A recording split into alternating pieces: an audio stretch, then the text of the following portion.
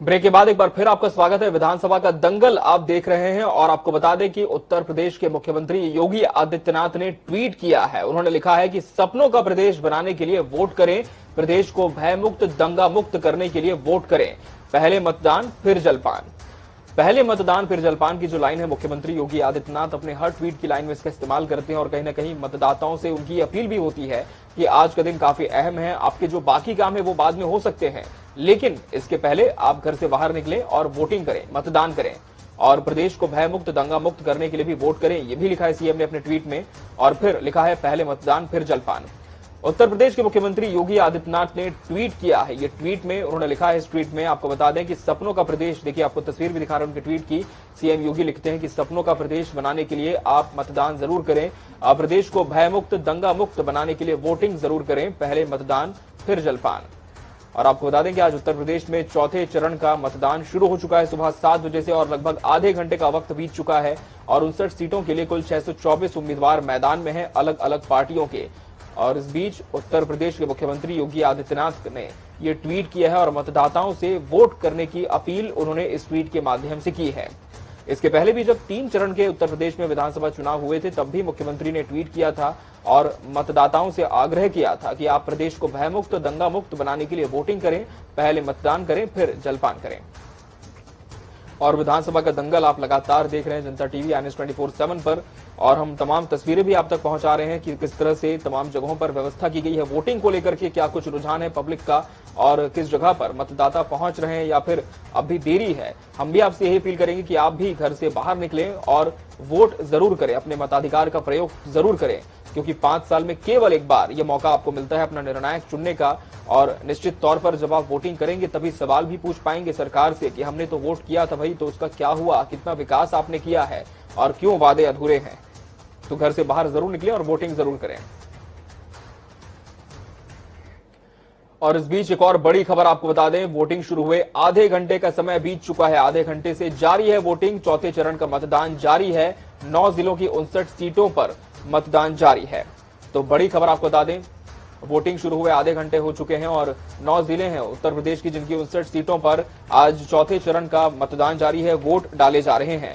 उत्तर प्रदेश में चल रहे 2022 विधानसभा चुनाव के 3 चरण आपको बता दें संपन्न हो चुके हैं और आज चौथे चरण के लिए यानी 23 फरवरी आज के दिन मतदान हो रहा है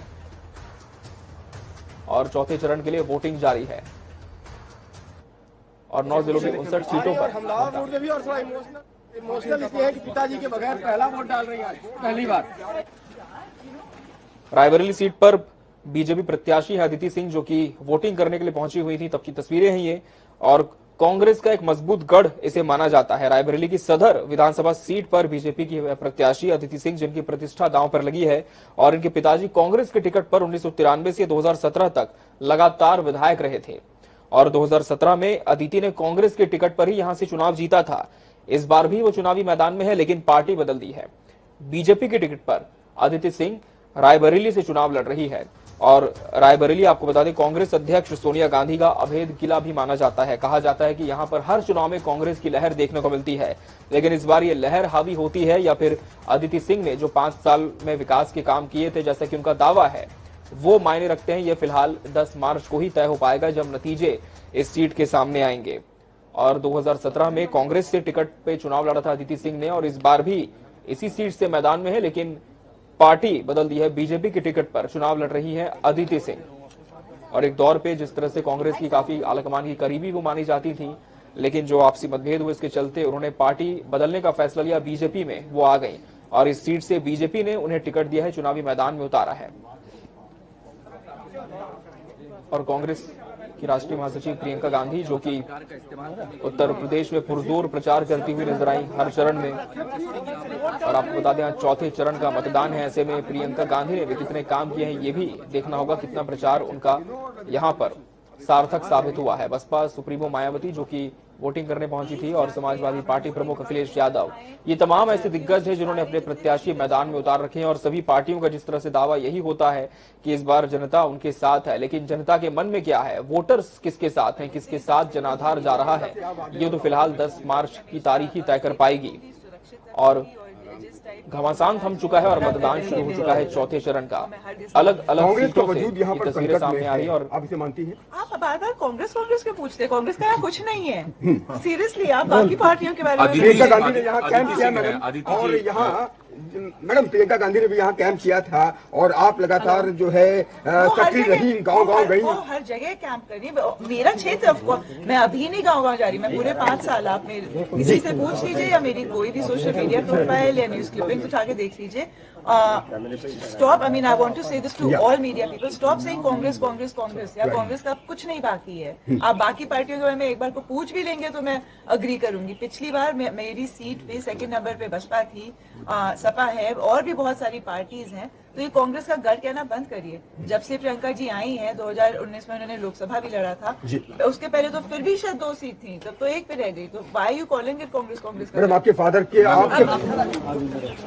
बड़ा दीदी अदिति सिंह हमारे साथ हैं। अदिति, ये पहला वोट होगा जब आप थोड़ा पीछे हो जाओ, थोड़ा पीछे हो जाओ प्लीज। अदिति सिंह को आप इस वक्त स्क्रीन पर देख पा रहे हैं, जो कि रायबरेली सदर सीट से प्रत्याशी है बीजेपी की। और एक वक्त जब कांग्रेस में थी तब कांग्रेस का ही गुणगान होता था, लेकिन अब कांग्रेस का नाम सुनना भी उनको पसंद नहीं आ रहा है। इस पर भी हम बात करेंगे, लेकिन फिलहाल हम लौटेंगे अपने सहयोगियों की ओर। लखीमपुर खीरी से स्टेट हेड अनिल के अंकुर जुड़े हैं, वहीं लखनऊ उत्तरी से तौकीर किदवई हम तक तस्वीरें पहुंचा रहे हैं, कैंट से हम तक तस्वीरें पहुंचा रहे हैं अविनाश, लखनऊ मध्य से हम तक तस्वीरें पहुंचा रहे हैं अविनाश। तो हम एक बार फिर से रुक कर लेते हैं तौकीर किदवई का, जिनसे हम ब्रेक पर जाने से पहले चर्चा भी कर रहे थे।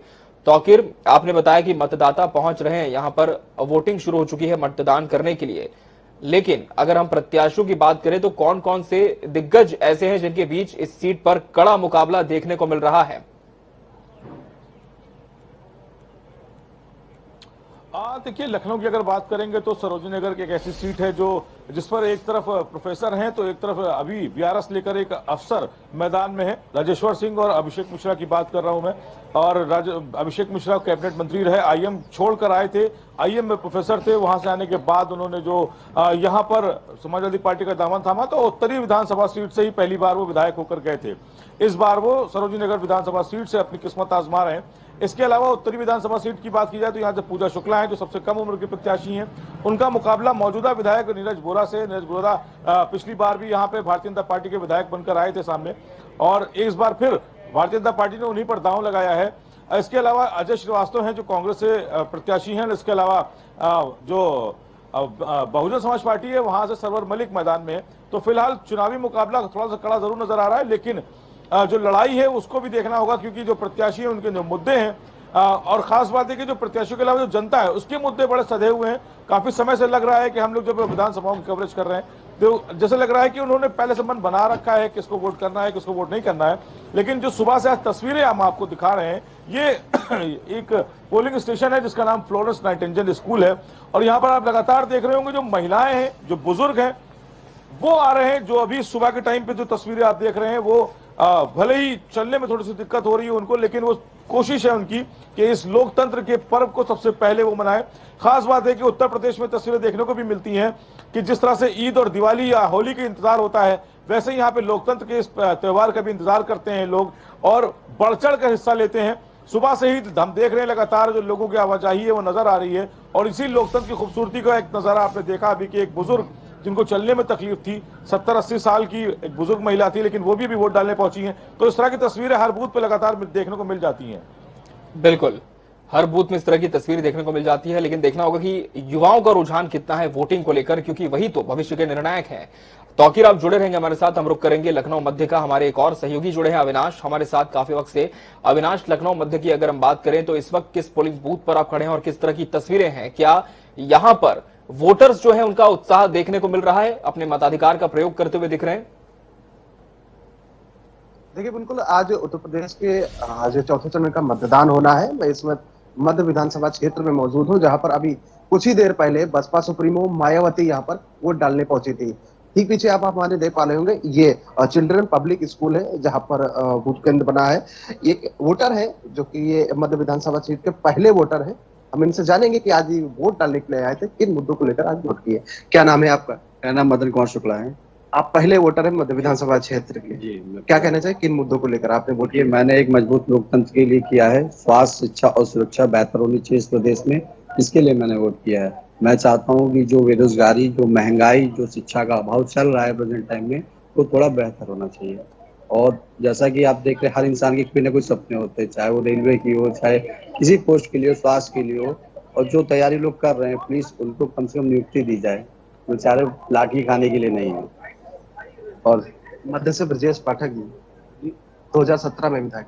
जी देखिए, कुछ खास नहीं रहा, मगर हाँ अब वही कह सकते हैं कि क्योंकि जैसे कि सरकार रही है तो सब निकल गए उसी में। मगर अब मुझे लगता है कि उम्मीद कुछ और बेहतर की है। जिस हिसाब से महंगाई चरम पे है, लोगों के हाथों से आम जो दैनिक मतलब चीजें हैं वो बहुत दूर हैं, तो उन्हें कम से कम करना चाहिए। रोजमर्रा की चीजें जो हैं, ये सरकार को सोचना चाहिए, बहुत ही जरूरी है। जिस हिसाब से महामारी का सामना करा है हमारे देश ने, उस हिसाब से।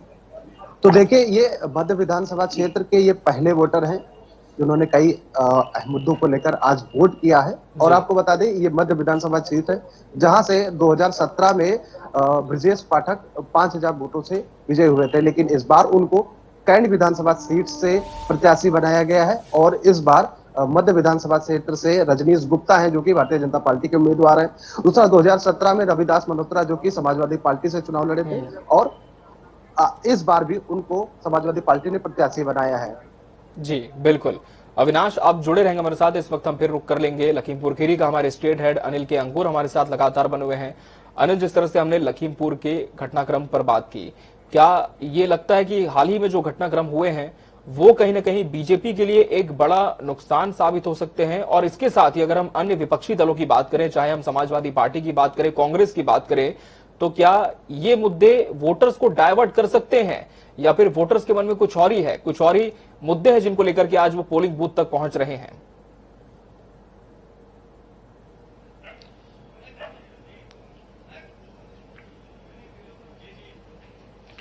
देखिए, सबसे बड़ी बात आपने जो बात की कि जो निघासन का कांड है उसका क्या असर है।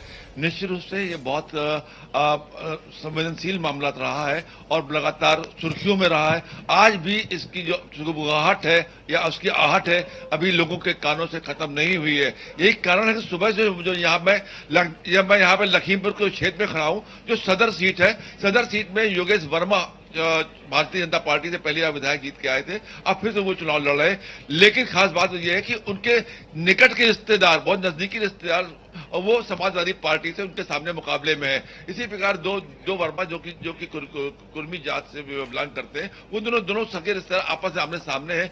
वही कांग्रेस और बहुजन समाज पार्टी के दो कैंडिडेट हैं जो ब्राह्मण जात के हैं। तो ऐसे आधार पर कहा जाता है लगातार आपस में जो टक्कर चल रही है, बहुत संवेदनशील सीट मानी जा रही है, क्योंकि यहाँ पे और जो पिछले जो घटनाक्रम हुए, उन घटनाक्रमों से यहाँ पे असर इसलिए दिख रहा है, जिस प्रकार के वोटर्स जो आ रहे हैं उनको आप देख करके एकदम साफ कह सकते हैं कि लोग वोट डालने का आधार क्या रहा है। तो अब जो स्थिति बनती है वो बहुत ही ज्यादा संवेदनशील दिख रही है। अब मैं दिखाना चाहूंगा कि लोग क्या अब जो वोट डालने आ रहे हैं, ये देखिए एक आ रहे हैं, आप वोट डालने आए यहाँ पे जी। तो वोट डालने का आपका जो आधार है, मुद्दा है, किस मुद्दे वोट डालना है आप? राष्ट्रवाद जी, राष्ट्रवाद के लिए वोट डालना है जी। अच्छा, और क्या क्या लगता है? सुरक्षा जी, राष्ट्रवाद, सुरक्षा, लॉ एंड ऑर्डर इस पे डालना है जी। तो इसमें आपको क्या खासियत लगी कि लोग देश के लिए या प्रदेश के लिए या शहर के लिए? अरे आज आप मुझसे पूछ रहे हो क्या खासियत लगी, पूरी दुनिया जान रही कि खासियत क्या है, आप मुझसे पूछ रहे हो खासियत क्या है। तो आप आगे आप क्या अपील करना चाहेंगे लोगों को? सुबह आप वोट लोग पहले स्नान करें क्योंकि ये पवित्र कार्य है, फिर मतदान करें, उसके बाद जलपान करें। यह है क्या कहना है, पहले स्नान, फिर मतदान, फिर जलपान, ये तीन एक नया नारा ने जोड़ दिया है। इस तरीके से आप देख रहे हैं कि किस तरीके से लोग बाग उत्साहित हैं, और इसके साथ ही साथ वोट पूरी तौर से अलग अलग बटा साफ दिख रहा है ये। और दो फाड़ है वोट के, एक जो और वो आपको साफ साफ दिख रहे हैं किस तरीके से वोटर आ रहे हैं, जा रहे हैं। मैं आपको दिखाना चाहूंगा, देखिए यहाँ पे आप देखिए, एक मिनट आप देखिए कि आपने जो वोट डाला है, वोट डालने का मुद्दा क्या रहा है, किस मुद्दे पे वोट डाला है? मुद्दा भैया हम नहीं जाना, मुद्दा नहीं जाना। आपको क्या लगता है कि क्या लग रहा है, माहौल क्या लग रहा है? माहौल अच्छा ही है, हाँ माहौल अच्छा ही है। ये है देखिए लोग जिस तरीके से एक आपने देखा पंडित जी थे, टीकाधारी थे, दूसरे मौलाना थे, लगातार परस्पर एक एक करके बराबर आप देख रहे हैं कि बिल्कुल। बराबरी। अनिल, आप जुड़े रहेंगे हमारे साथ। हम एक बार फिर से रुक करेंगे लखनऊ मध्य का। हमारे सहयोगी अविनाश हमारे साथ जुड़े हैं। जी अविनाश, हम देख पा रहे तस्वीरों में कुछ वोटर्स भी मौजूद हैं जो कि अपनी राय रख रहे हैं और बता रहे हैं कि किन मुद्दों को लेकर उन्होंने मतदान किया है। देखिए, हमारे साथ एक बुजुर्ग महिला है जो काफी देर से वोट डालकर निकली और वो अपनी बात रखना चाहती है। हमारे साथ मौजूद है। आप वोट करने के लिए किन मुद्दों को लेकर आज आपने वोट किया है? किन मुद्दों को लेकर आज आपने वोट किया है, वोट डाला? हमने तो विकास पर, साथ में गुंडागर्दी से दूर हो, इस मुद्दे को रख करके हमने आज वोट दिया है। हमें मौजूदा जो विधायक हैं उनसे कितना संतुष्ट है, क्या कहना? तो ये बुजुर्ग महिला है और भी कुछ महिला है, उनसे बात करेंगे। किन मुद्दों को लेकर आज आपने वोट किया है? हेलो, हम लोगों ने तो विकास पे और महिलाओं की सुरक्षा पे वोट किया। चिकित्सा, हम लोगों को चिकित्सा मिलनी चाहिए बुजुर्ग लोगों को, और बस ये मेन तो विकास ही है, जो देश का विकास करे, सड़कें अच्छी हों और हम लोगों की सुनवाई हो, उसी आधार पे हमने वोट किया है। Thank you. कुछ और भी लोग हैं हमारे साथ। दादाजी, आज वोट करके आए हैं? जी हाँ, जी हाँ, वोट किया है।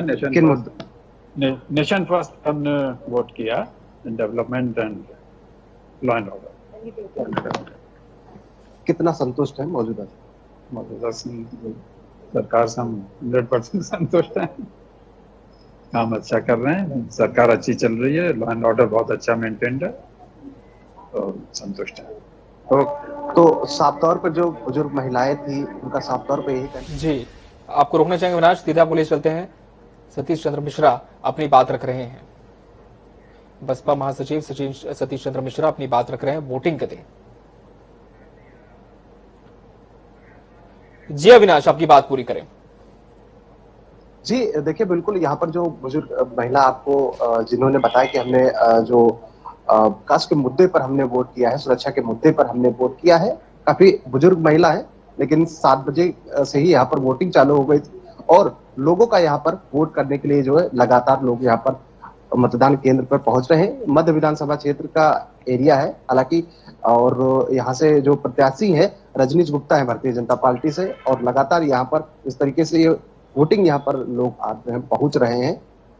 अविनाश, अगर हम इस सीट की बात करें तो क्या कुछ बैकग्राउंड इस सीट का रहा है और इस बार लहर किसके खेमे में ज्यादा जाने को दिख रही है? क्योंकि जब चुनाव प्रचार यहां पर हुआ था हमने देखा था कि दिग्गज भी प्रचार करने पहुंचे थे विभिन्न पार्टियों के, तो ऐसे में चुनावी मुद्दे क्या रहे और लहर इस बार किसकी देखी गई?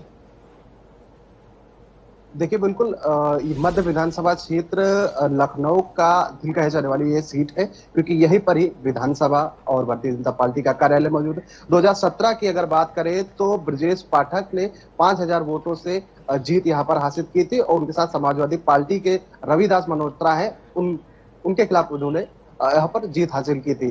दूसरी बात, जी अविनाश। जी अविनाश,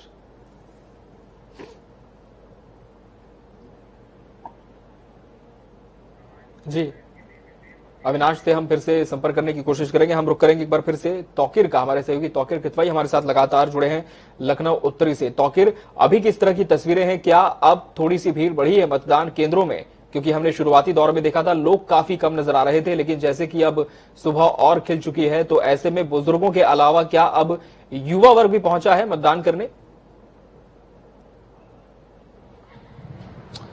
जी बिल्कुल, अब थोड़ा सा जैसे जैसे धूप खिल रही है, लोगों को घर से निकलना भी शुरू हो रहा है। शुरुआत में हमने देखा था कि कई पोलिंग स्टेशंस पे जो बुजुर्ग थे उनकी तादाद ज्यादा थी, लेकिन अब घर से महिलाएं और नौजवान भी निकलने लगे हैं और आप तस्वीरों में देख सकते हैं कि जो मतदाता हैं वो लगातार कोशिश कर रहे हैं कि वो मतदान तक पहुंचे और अपना वोट सबसे पहले कास्ट करके वो इस काम को, मतलब जो कहावत कही जाती है, जो मुहावरे कहे जाते हैं कि पहले मतदान फिर जलपान, इसको चरितार्थ करते हैं। लगातार वो कोशिश कर रहे हैं कि अपने मतदान करने पहुंचे। और ये उत्तरी की तस्वीर नहीं है, पूरे लखनऊ की यह तस्वीर है, क्योंकि इसी की लड़ाई है आज तक जितने भी चुनाव हुए, एक बार जनता को मौका मिलता है, 5 साल सरकारें राज करती हैं, लेकिन जनता को जब मौका मिलता है तो वो अपने इस हथियार को चलाने से बिल्कुल नहीं चूकती। और लगातार हम देख रहे हैं उत्तर लखनऊ के खासकर जब विधानसभा की सीटों पर चुनाव हो रहा है तो जो जनता है वो चोट करने पहुंच रही है। बिल्कुल, और यही देखना होगा 10 मार्च को जब नतीजे आएंगे कि जनता ने किसे चोट दी है और किसे आशीर्वाद दिया है। तौकीर, अविनाश और अनिल, आप बने रहेंगे हमारे साथ। फिलहाल यहाँ पे रुकना होगा एक ब्रेक के लिए, और ब्रेक के उस पार भी विधानसभा का दंगल लगातार जारी है।